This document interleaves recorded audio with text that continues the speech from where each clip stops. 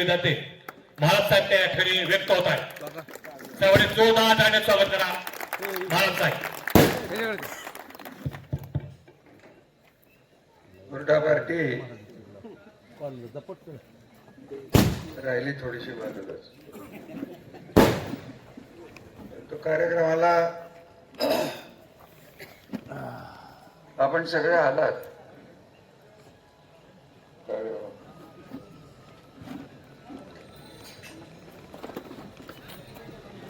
परवा एक हुरडा पार्टी झाली आंध्रमध्ये.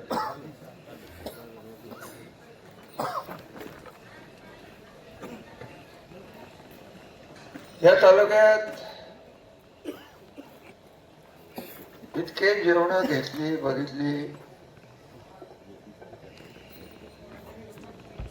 लोकांनी प्रेमाने बोलवलं. खंडाळा तालुक्यात मान तालुक्यात फिरत असताना एखादं जेवण दिलं गेलं तर सगळ्या गावाला बोलवतात. विरोधात विषय सोडून दे. गेल्या 1 वर्षात मी मजा बघतोय.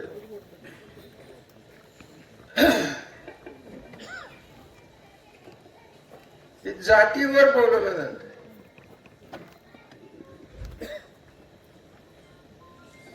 जातीची नावं घेण्याची काही माझी इच्छा नाही, कारण मी जातपात मानणारा माणूस नाही. पाण्याच्या प्रश्नावर बोललं गेलं. जगताप साहेब आपण जे बोललं हे खरं आहे. आणि हे काय फक्त फलटण पुरतं खरं आहे असायला भाग नाही. सामान्य सातारा जिल्ह्याची जी काही संस्कृती होती, जी राजकीय संस्कृती होती, सामाजिक संस्कृती होती, एकमेकाशी वागायची पद्धत जी होती, गावाच्या गावं शांततेने सुखाने कष्ट करून जगत होती.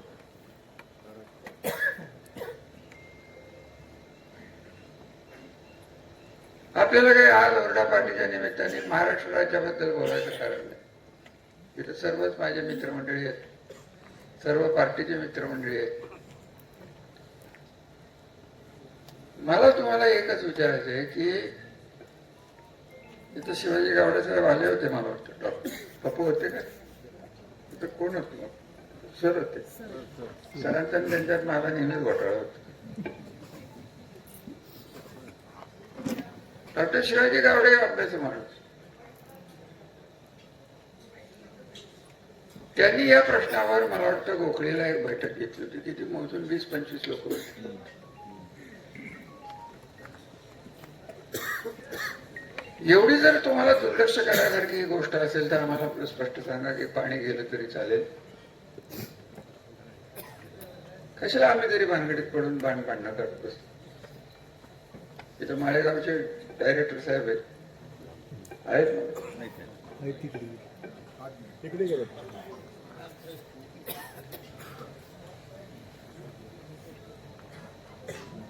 आपलं पाणी 100 वर्ष वाढणारा हा कालवा आहे. तुम्हाला काहीच किंमत नाही. तुमच्या पूर्वजांनी संस्थान असताना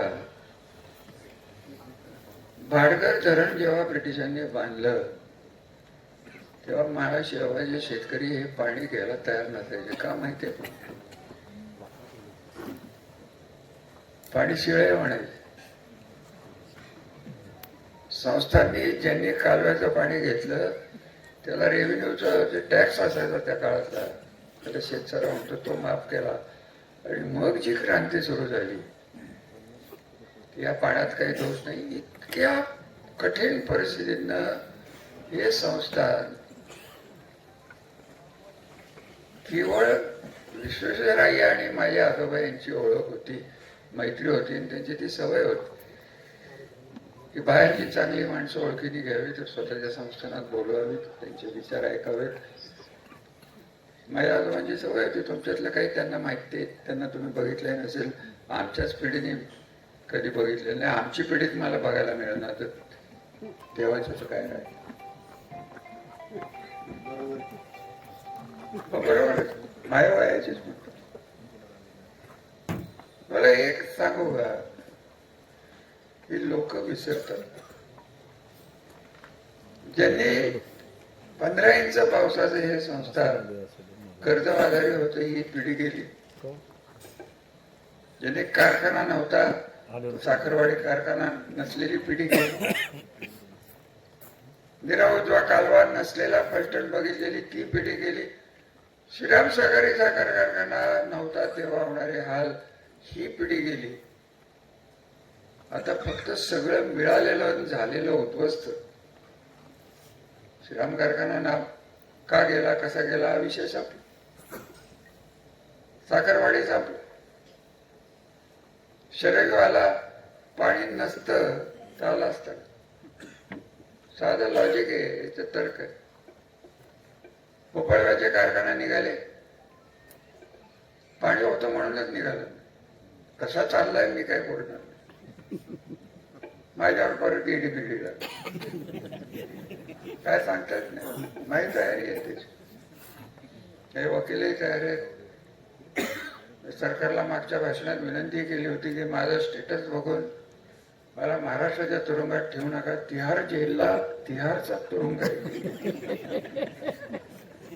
किंवा अहमदनगरचा तुरुंग जिथे पंडित नेहरू 3 वर्ष कैद होते. निदान त्या माणसांची जिथे राहिले तिथे जाऊन तरी बसतो. हे करू शकत. सगळं विसरलं जातं, गृहीत धरलं जातं. आणि राजकारणाचा विषय जेव्हा येतो, आणि सध्याचं राजकारण जे चाललेलं आहे हे आम्हालाच विचारतात 30 वर्ष आम्ही काय केलं. 30 वर्ष मी होतो, त्याच्या आधी 100 वर्ष नाईक निंबाळकर कुटुंब होतं, तेव्हा आपण कुठं होतो. आपलं घर कुठं होत. इथं आले, त्यांचं स्वागत झालं, ते स्थिर स्थावर झाले, राजकीय सामाजिक प्रतिष्ठा देण्यात आली. काही अडचणी आल्या तर कर्ज देण्यात आली, काही अडचणी आल्या तर श्रीराम कारखान्याचे ट्रॅक्टर, ट्रक, काय ते बुलडोझर त्या काळातले दिले गेले. आम्ही आलो, आम्ही 3च भाऊ आणि तुम्ही समजा बघा आम्हाला 4था भाऊ आहे. बरोबर आहे. असेच बसायचे. मला तर काय नाव घेण्याची इच्छा राहिलेली नाही. मी खरं सांगू का, विकास किती केला 67 पासून या तालुक्यात, या घराने, हे जे नेते स्वतःला म्हणून घेतात, त्याने आसूसाठी तरी काय केलं. ती चिनिंग काढली त्याच्यात विकली आणि हे आम्हाला विचारतात कारखाना चालवायला दिला. हे स्वतः करायचं तर काहीच नाही, दुसऱ्यांनी केलेल्या कामाचं क्रेडिट घ्यायचं.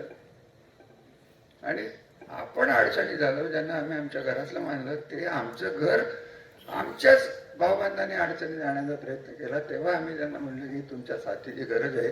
ते हे म्हणाले नाही आम्हाला तिकडे जायचं, जाऊन दिलं. काय फरक पडला. हे यांच्या मनात आमच्या घराबद्दल किती तिरस्कार घेऊन हा माणूस गेली 30 वर्ष आमच्या बरोबर राहिलेला आहे ना. आम्ही मूर्ख हे आता दिसते डोळ्याला, आम्हाला दिसते. माझे खासदार परवडला निदान तो या नीरा नदीत, आपल्या बाणगंगा नदीत गोटा तरी खेळत बसला होता आणि बेडकं तरी पकडत त्याच्याकडे राहायला तरी होते.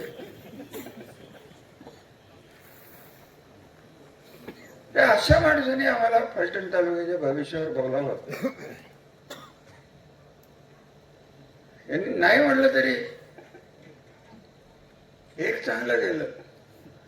बापूसाहेब गावड्याने गंडवणारा माणूस बघितला मी.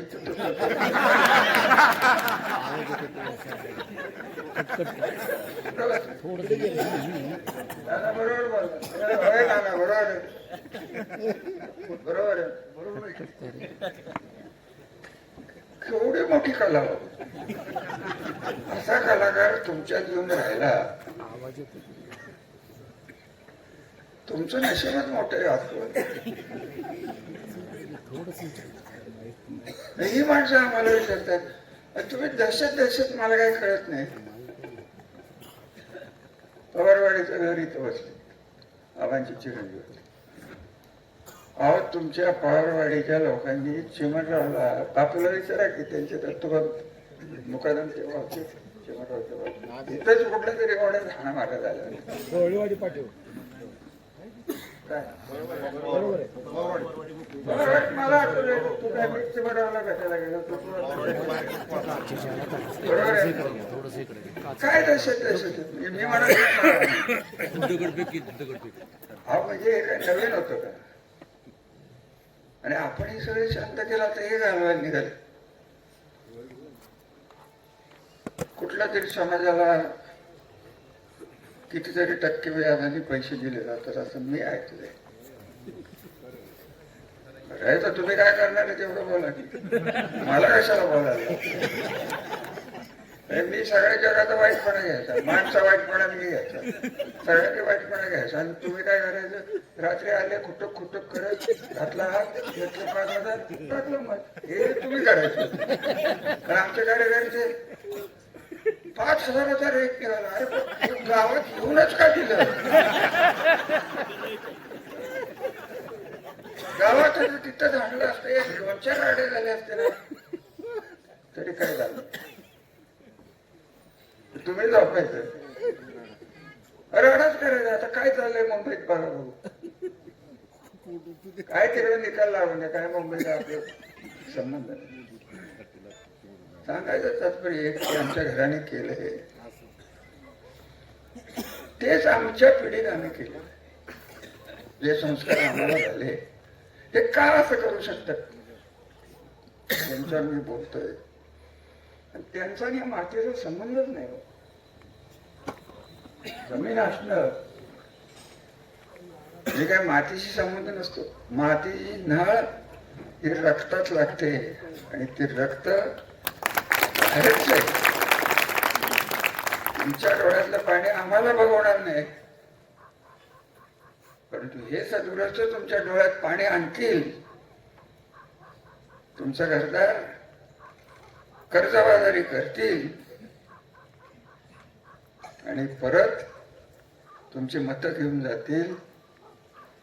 एवढं तुम्ही लक्षात ठेवा. 30 वर्ष आम्ही कधी इतर दंगा होऊन दिला नाही. कोणाला म्हणलं नाही याला मारा त्याला मारा त्याला मारा. आणि आज कार्यकर्तेच म्हणतात तुमच्याकडे एवढी सत्ता होती तर तुम्ही का नाही केलं. अरे जग मारलेले का आम्ही माणूस घेणे वागलो. आता आम्ही नवीन शिकतोय की माणुसकी विसरली जाते मदतही विसरली जाते. 5,000साठी 10,000साठी कशाला विकास करायचा. अहो दादाराजे कर्णिकर मला आठवतात 85 साली इथं 2 तास यायचे. काय होता असू असत मला आठवत समजा 2 तास 1.5 तासात तुम्हाला इथे यायला लागेल. झालंच ना रस्ता केलाच ना. मला वाटतं गोखळीवरून शिंगणापूरला जाणारा एक रस्ता होतो केलाच ना. तुमची किती मागणी होती ते उद्या वस्तीवर मला वाटतं पश्चिम पूर्व भागात रस्तेच नव्हते. कारखान्याचे रस्ते तेवढ्या पुरते. पाणी आम्ही आणलं रस्ते आम्ही केले शाळा आम्ही उभारल्या जाती संपल्या एवढी सभागृह केली सामाजिक सभागृह केली. जातीपातीत भांडणं लावून दिली नाहीत. अॅट्रॉसिटी सारखे गुन्हे आम्हीच मिटवत होतो. मिटले जात होते. गावं शांत राहिली. आता जर फराटे साहेबांच्या सारख्या कुटुंबावर जर अॅट्रॉसिटी लागत असेल तर फराटे कुटुंबाला मी सांगेन की माझ्यावरही लावायचा प्रयत्न झाला तर तुम्ही काळजी करू नका. संजीव बाबांच्यावर माझ्यावरही प्रयत्न झाला होता पण तो वेगळा विषय. आणि अशा पद्धतीने वागणाऱ्या माणसाला जर कोण श्रीमंत मानला जाते. श्रीमंत पदवी लावून श्रीमंत होता येत नाही. श्रीमंत मन लागतं माणुसकी लागतं. ती यांच्या स्वभावात नाही. त्याला इंग्लिशमध्ये शब्द जगताप साहेब, एक्सप्लॉयटेशन. माणसाचं एक्सप्लॉयटेशन करायचं, मराठीत काय म्हणतात मला माहिती, शोषण करायचं आणि त्याची मतं घ्यायची, त्याचं भविष्य आपल्या हातात कोंडमारा करून ठेवायचा. दवाखान्यात जायला पैसे आणि त्याला खर्च, इतकी वाईट परिस्थिती. आणि तुम्ही म्हणाले तुम्ही आता बोलताय 30 वर्षांत, आम्हाला अक्कल नव्हती हो, तुम्हाला तर होती ना. कोणीतरी बोलण्यात आला असता तर मी बघितलं असतं. तर तुम्ही शांत, आम्ही शांत चाललंय. पूर्व भागाचे नेते, छत्तीसगावचे नेते, अमुक नेते, तमुक नेते, हुरडा हा बाजूला राहतोय. हुरडा हे कारण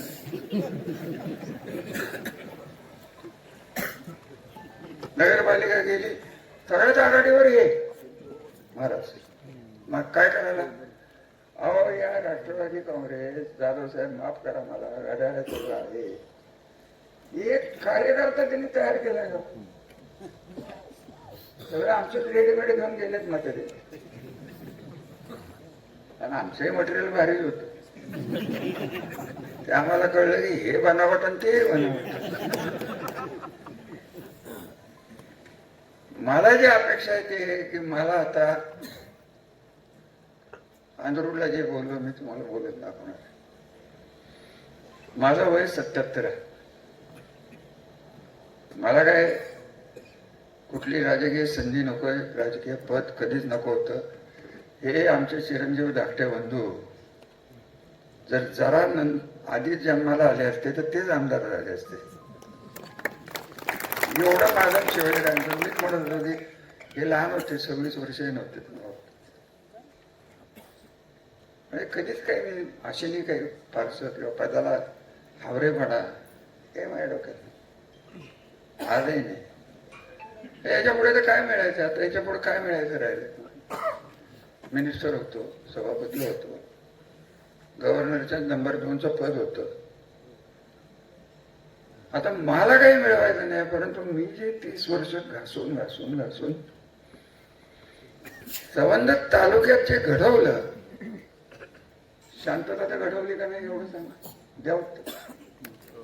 कोणाला म्हणलं, एकाला म्हणलं का दगड मार, एकाला म्हणलं का तगड तोड. शांतता भंग होण्याची चिन्ह आहेत. जगताप साहेब, तुम्हालाही माहिती आहे की जेव्हा शोषण जास्त होतं तेव्हा माणसं रस्त्यावर जेव्हा येतात, तुम्हाला सांगू, बरडचं मला एक आठवतंय त्या काळात. कोणतरी एक माणूस होता, त्याचं नाव मला माहित नाही, त्याची जातपात मला माहित नाही, मला वाटतं हातभट्टीचा धंदा करायचा. सगळ्या गावाने मिळून ठेचला त्याला, इतकं त्याचं शोषण त्या माणसाने गावाला तापच दिला होता. तुम्हाला आठवत असलं तर बघा, सांगितलं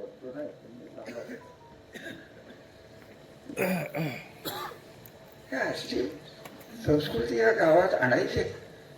आणलेलं पाणी त्यांना द्यायचे का ते यांना दिल्लीला जायचे, आणि तुम्ही टाळ्या मारायच्या, आणि तुम्ही 5,000 घेऊन मतं टाकायचे, तुम्ही घरी झोपायचं. अगं कशासाठी करायचं हे? तुम्हाला 5,000 पाहिजे ना? लाखो कोटी रुपयाची कॉन्ट्रॅक्ट दिलेला माणूस आहे, मी पैसे खाल्लेले नाही. मला लोकांनी इलेक्शन मध्ये मदत केलीच, पैसे खाल्लेले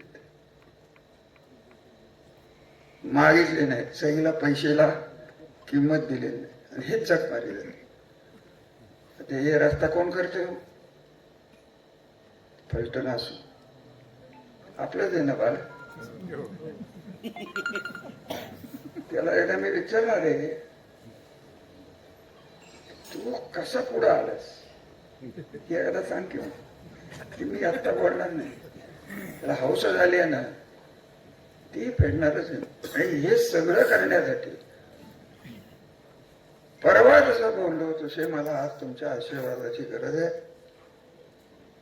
तुमच्या धैर्याची गरज आहे, तुमच्या पुढच्या पिढीसाठी करून ठेवलंय ते वाचवण्याची गरज आहे. आणि हे सगळं करण्यासाठी जी राजकीय शक्ती असते, आणि माझं स्वतःचं आयुष्य मिनिमम 5 वर्ष अजून वाढावा हा आशीर्वाद तुमच्याकडे मागायला मिळाला. आपल्याला होणार नाही, हे होऊच शकत नाही.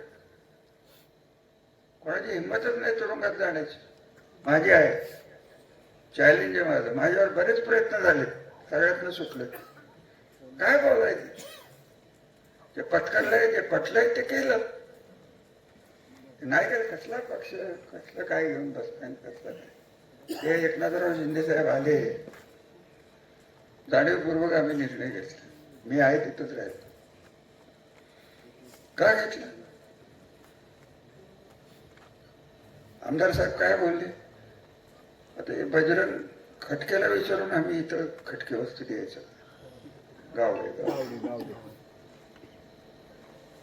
आम्हाला प्रशासनाने यादीच द्यावी की कोणाकोणाची परवानगी असल्यावर कामं करायची. आम्ही आपलं जातो, त्यांचे माल काय असेल टॅक्स तो देऊन टाकतो. काय कसं चाललंय.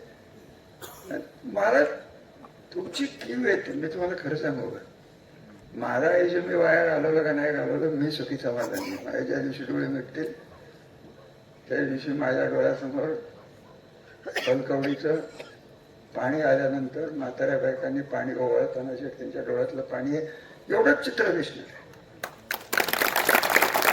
मला काय स्वप्न नाही. स्वप्न जे मी बघतोय की मला परत हा तालुका विकासाच्या दिशेने न्यायचा आहे, दहशतीच्या दिशेने. प्रशासकीय दहशत याला मी नेहमी म्हणतो. फलटणमध्ये मी हेच भाषण करत होतो, नाही जमलं. फलटणच्या लोकांना असं वाटलं की हे दहशत स्वतःच म्हणतात म्हणजे खरंच दहशत असेल. अरे होतेच, आहेच. आणि प्रत्येक गोष्टीत त्रासच द्यायचा आणि त्याला ओढून द्यायचं. हे तुम्ही जर थांबवायचं असेल ग्रामीण भागात तर तुमचा आशीर्वाद तर मला पाहिजेलच आहे. आणि मी काय थांबणार नाही. आमच्या घरापुरतं बोलायचं झालं तर याच मालवीराजे नाईक निंबाळकरांना 1957 साली 48ला संस्थान खालसा झालं. 1800 किती साली ते कालवा आला, कारखाने झाले. तरी या पैठण तालुक्याने, मान तालुक्याने त्यांचा पराभव केला. आम्ही गरीब असलो नाही. आई आजोबांनी पैठण सोडलं नाही. त्यांचे वडील सरोजला पडले, कुठे सोडून गेले, कारखान्यात 2दा 3दा पडले. आम्ही हे पराभव सहज पचवू शकतो. हा अपघात नाहीये, दुर्दैव तुमचं आहे. बघा, आम्ही अशी मानणारी माणसं आहे, त्यासाठी आम्ही तुमच्या समोर उभं राहणार आहे की मी फलटणच्या नव्हे तर कुठल्याच लोकशाहीच्या नागरिकाला त्याची जात पात एक मत देणार 2 पायाचं मशीन म्हणून बघणारा माणूस नाही. माझ्यावर संस्कार आहेत. मी नाईक निंबाळकर घराण्यात जन्म घेतलाय. माझी जनता ही माझी मुलंच राहणार आहेत आणि मुलांचं भविष्य घडावं म्हणून 30 वर्ष धडपड केली. त्याला जो आज ग्रहण लागलेलं आहे ते ग्रहण सोडवण्यासाठी आपण सगळ्यांनी कटिबद्ध होऊ, शपथ घेऊ आणि मगच ओरडा करू. याला कोणाला घाबरायचे हे होणार नाही. त्याच्याने मी काय करणार. तुम्ही असला बरोबर तर माहीत टाकलं. ठीक आहे, फलटण झालं, ते आमदार कोण आले, ते सध्या कुठल्या पार्टीचे ते काय कळायला मार्ग नाही. जसं माझं आहे तसं त्यांचंही.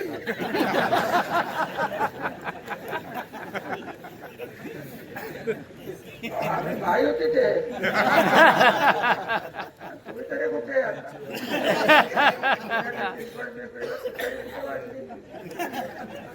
कशाचा काय सत्यनाश झाला पुढे कोणाला दोष द्यावा. तुम्ही सध्या टीव्ही बघत नाही म्हणूनच तुम्ही सुखी आम्ही बघत नाही. बहिणीचं क्रिकेट मॅच बघतो माझा येऊन असं झालं.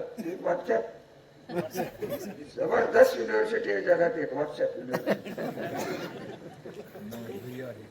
काय वाटेल ते करतात, वाटेल ते बोलतात, वाटेल ते छापतात आणि आता ते कृत्रिम बुद्धिमत्ता ते राहिलं बाजूलाच. कोण कोणाचे विनोद काय करते, कोण कोणाचे व्हिडिओ काय काढते, कोण कोणाचे आवाज काय काढते. अहो काय येण्याचा बाजार काय सांगे तुला या विषयी. ओरडा खायला उठावं का, आपला आशीर्वाद आहे असं गृहीत धरावं का. आणि जर पैसे वाटायला आले तर तुम्ही जोडताल. आभारी आहे. जय हिंद, जय महाराष्ट्र, धन्यवाद.